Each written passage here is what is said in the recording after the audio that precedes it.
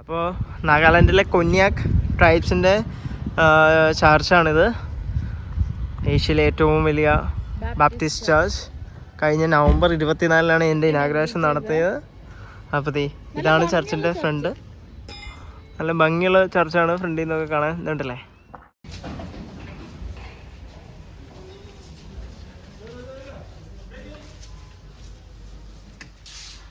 Welcome to Asia's biggest Baptist church. അപ്പം നമ്മളിപ്പോൾ ഉള്ളത് മോൺ വില്ലേജ്, നാഗാലാൻഡിലെ മോൺ വില്ലേജിലെ മോൺ ടൗണിലാണ്. അവിടെയാണ് ഏഷ്യാസ് ബിഗസ്റ്റ് ബാപ്റ്റിസ്റ്റ് ചർച്ച് ഉള്ളത്. അപ്പോൾ ഈ കാണുന്നതാണ് ആ ചർച്ച്. അതെ, ഇവിടെ ഈ ഒരു ചർച്ചിൽ 10,000 പേരെ അക്കോമഡേറ്റ് ചെയ്യാനുള്ള സ്പേസ് ഉണ്ട്. 10,000 സീറ്റിംഗ് അറേഞ്ച്മെന്റ്സ് ആണ് നമ്മൾ ഈ കാണുന്നത്. ഇവിടെയും ബാൽക്കണിയിലുമായിട്ട്. ബാൽക്കണിയിലെ കാഴ്ചകൾ നമുക്ക് കാണിച്ചു തരാം. അപ്പോൾ ഇത് പണിയാൻ 10 വർഷം എടുത്തു. 2013 സ്റ്റാർട്ട് ചെയ്തതാണ് ഇതിൻ്റെ കൺസ്ട്രക്ഷൻ വർക്കെല്ലാം. 10 വർഷം എടുത്താണ് ഇത് കംപ്ലീറ്റ് ചെയ്തത്. 42 crores, 42 കോടി കൊണ്ട് ഉണ്ടാക്കിയ ഒരു ചർച്ചാണ്. അത് കാണാം നമുക്ക്. കാരണം സീറ്റിംഗ് അറേഞ്ച്മെന്റ് ഫുൾ വുഡൻ വർക്കാണ്. ചെയർസ് ഒക്കെ വുഡൻ വർക്കാണ്. ഇത് കണ്ടില്ലേ, ഫുൾ വുഡാണ്. അപ്പോൾ ഈ വുഡ് തന്നെയാണ്, ഈ വുഡൻ ചെയർസ് തന്നെയാണ് ഇവിടെ ഫുള്ള് യൂസ് ചെയ്തിരിക്കുന്നതും. ആൻഡ് ഫ്ലോർ ഗ്രാനൈറ്റ് ആണ്. ഇത് കണ്ടില്ലേ, ഗ്രാനൈറ്റ് ഫ്ലോറാണ് ഫുള്ള്. പിന്നെ നമുക്ക് അൾത്താരയിലൊക്കെ നോക്കുവാണെങ്കിൽ അവിടെ യൂസ് ചെയ്തിരിക്കുന്ന സ്പീക്കറൊക്കെ മാർഷലിൻ്റെ സ്പീക്കേഴ്സാണ്. അങ്ങനെ ഇത് കണ്ടില്ലേ, അവർ ഡീക്കൻസ്, ചെയർമാൻ, അവർക്കൊക്കെ റെഡ് വുഡിലാണ് ചെയ്തിരിക്കുന്നത് ചെയർസൊക്കെ. അപ്പോൾ അവർക്കൊക്കെ റെഡ് വുഡിലാണ്. ബാക്കി എല്ലാവർക്കും കുറേ സീറ്റ്സൊക്കെ റിസർവ്ഡ് ആണ്. പാസ്റ്റേഴ്സ് ഫാമിലിക്കൊക്കെ റിസർവ്ഡ് സീറ്റ്സ് ഉണ്ട്. അല്ലാത്ത സീറ്റ്സൊക്കെയാണ് നമ്മൾ ഈ കാണുന്നത്. അപ്പോൾ ഈ നമ്മുടെ മോൺ വില്ലേജിൽ, ഈ മോൺ ടൗണിൽ തന്നെ ഈ വർഷിപ്പേഴ്സിൻ്റെ എണ്ണം കൂടി വരുന്നത് കൊണ്ടും അവരെ അക്കോമഡേറ്റ് ചെയ്യാനുള്ള പള്ളി ഇല്ലാത്തതുകൊണ്ടുമാണ് ഇത്രയും വലിയൊരു ചർച്ച് പണിത് എന്നാണ് ഒബ്ജക്റ്റീവ്. വർഷിപ്പേഴ്സ്, അവരെ ഇയർ ബൈ ഇയർ കൂടി വരുന്ന വർഷിപ്പേഴ്സിന് ഒരുമിച്ച് അക്കോമഡേറ്റ് ചെയ്യാൻ വേണ്ടി ഉണ്ടാക്കിയ ഒരു 10,000 പേരുടെ സീറ്റുള്ള ചർച്ച്. ഞാൻ കുറച്ച് നടന്ന് കാണിച്ചു തരാം. അതെ, നമുക്ക് അങ്ങോട്ടൊന്ന് പോയി കണ്ടു നോക്കാം. ഇതുണ്ടല്ലേ, സ്റ്റെപ്പ് ബൈ സ്റ്റെപ്പ് ഇട്ടാണ് ഇതിൻ്റെ കൺസ്ട്രക്ഷൻ നടത്തിയിരിക്കുന്നത്. അപ്പോൾ ഇങ്ങനെ സ്റ്റെപ്പ് ബൈ സ്റ്റെപ്പ് ആയിട്ട് ഇട്ടേക്കുന്നതുകൊണ്ട് തന്നെ ബാക്കിലുള്ളവർ ബെഞ്ചുകളും ഇങ്ങനെ ഹൈറ്റിലാണ്. അപ്പോൾ നല്ല വിസിബിലിറ്റി ഉണ്ട്. ബാക്കിലിരിക്കുന്നവർക്കും നമുക്ക് താഴെ പാസ്റ്റർ നടത്തുന്ന പ്രെയറും കാര്യങ്ങളെല്ലാം നല്ല രീതിയിൽ വിസിബിളാണ്. അതുകൂടാതെ സ്ക്രീനും അറ്റാച്ച്ഡാണ്.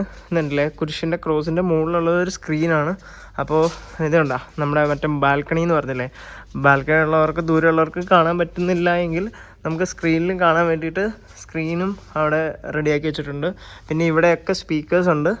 ഇവിടെ സ്പീക്കറുണ്ട്, ഇവിടെ സ്പീക്കറുണ്ട്. അപ്പോൾ എല്ലാവർക്കും ബാക്കിലിരിക്കുന്നവർക്ക് നല്ല വ്യക്തമായി പ്രെയറിലൊക്കെ കൂടാൻ സാധിക്കും. അങ്ങനെ അൽത്താരയിലാണെങ്കിലും അവിടെ പിയാനോ വെച്ചിട്ടുണ്ട്. പിന്നെ ഇത് ഡ്രം സെറ്റ് ഉണ്ട്. റോളാൻഡ് എന്ന് പറഞ്ഞ ബ്രാൻഡിൻ്റെ, വലിയൊരു ബ്രാൻഡിൻ്റെ ഡ്രം സെറ്റ് ഉണ്ട്. അപ്പോൾ അങ്ങനെ നല്ല സിസ്റ്റം ഒക്കെ വളരെ അടിപൊളി സിസ്റ്റംസ് ആണ്. വളരെ 42 കോടി ചിലവാക്കിയെങ്കിൽ അത് ഈ കാരണങ്ങൾ കാണുന്നുണ്ട്. അപ്പോൾ നമുക്ക് ബാൽക്കണിയിലൊന്ന് പോയി നോക്കാം എങ്ങനെയുണ്ട് കാര്യങ്ങളെന്ന്. സൈഡിൽ കൂടെ പോകാൻ തോന്നും. അപ്പോൾ നമുക്ക് പുറത്തോടെ ആണ് നമുക്ക് മുകളിലേക്ക് കയറാൻ പറ്റുന്നത്.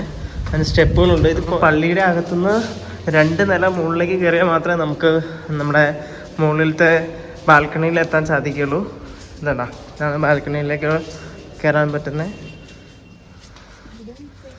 വാവ്, ഇതും വുഡൻ വർക്ക് തന്നെയല്ലേ?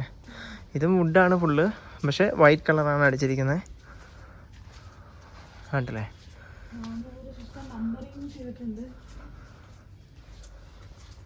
അതെ, ഓരോ ബെഞ്ചിലും അവർ നമ്പറിങ് ചെയ്തിട്ടുണ്ട്. ഇത് 465.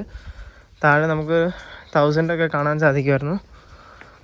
വാവ്, എന്ത് വലുതല്ലേ! ഭയങ്കര സീറ്റിംഗ് അറേഞ്ച്മെന്റ്സ് ആണ്.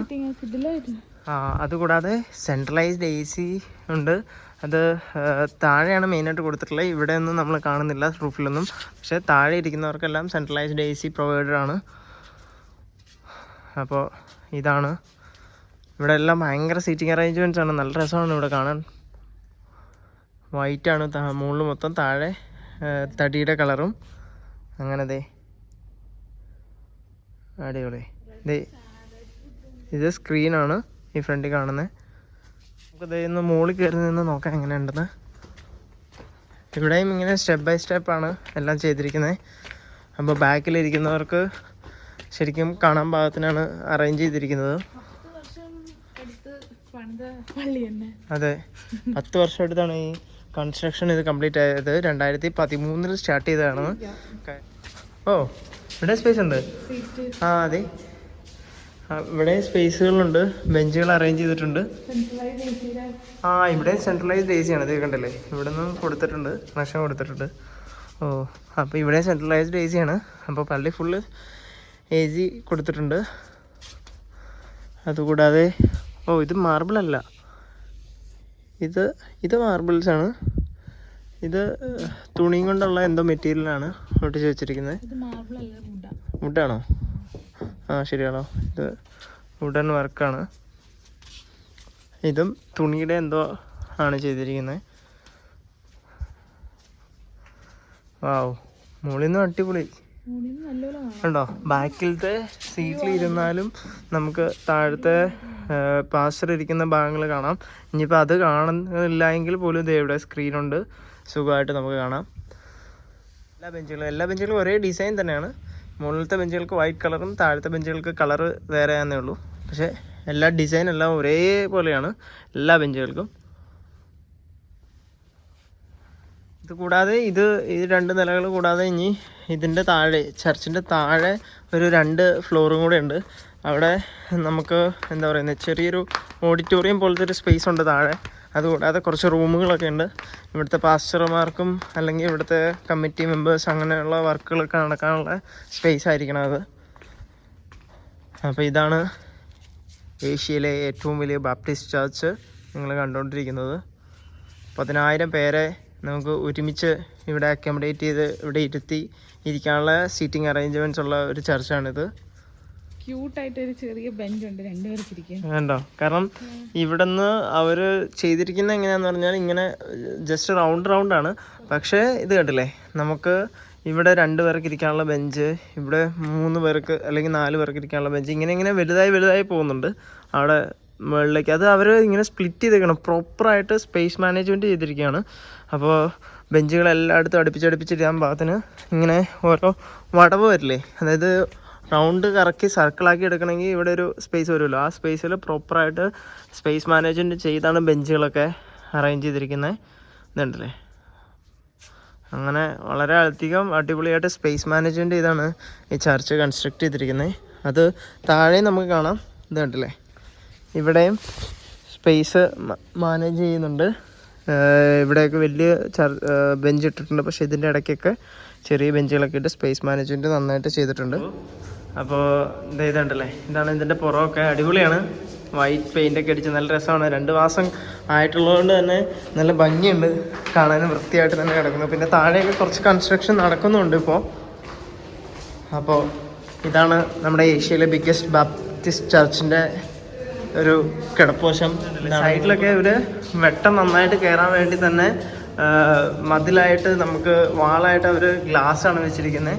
അപ്പോൾ അതുകൊണ്ട് തന്നെ ഇത് പുറത്തൊക്കെ നല്ല രീതിയിൽ കാണാൻ സാധിക്കും. അതുകൂടാതെ ഇവിടുത്തെ വെട്ടം നന്നായിട്ട് ഉള്ളിലേക്ക് കയറുകയും ചെയ്യും. അതുകൊണ്ട് തന്നെ നമുക്ക് നാച്ചുറൽ ലൈറ്റ് ഉണ്ട് എപ്പോഴും. അല്ല, November 24 ഇത് ഇനാഗ്രേഷൻ കഴിഞ്ഞ് കുറച്ച് ദിവസമായിട്ടുള്ളൂ, വളരെ കുറച്ച് ദിവസമായിട്ടുള്ളൂ.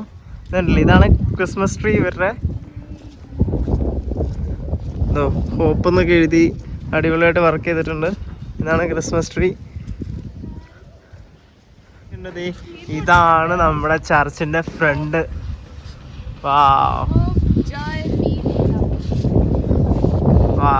ഇതാണ് ചർച്ചിന്റെ ഫ്രണ്ട്, കൊന്യാക് ബാപ്റ്റിസ്റ്റ് ചർച്ച്, മോൺ ടൗൺ.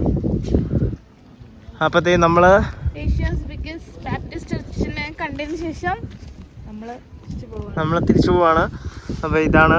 അപ്പോൾ മോൺ ടൗണിൽ, നാഗാലാൻഡിൽ മോൺ ടൗണിലൊക്കെ വരുന്നവർ തീർച്ചയായിട്ടും വിസിറ്റ് ചെയ്യുക. നല്ല ചർച്ചാണ്, വിസിറ്റ് ചെയ്യുക. അപ്പോൾ നമ്മളിവിടുന്ന് ഇറങ്ങുവാണ്. അപ്പോൾ വീഡിയോ ഇഷ്ടപ്പെട്ടെങ്കിൽ എല്ലാവരും ലൈക്ക് ചെയ്യുക, സബ്സ്ക്രൈബ് ചെയ്യുക. തീർച്ചയായും ഷെയർ ചെയ്യുക, കമന്റ് ചെയ്യുക.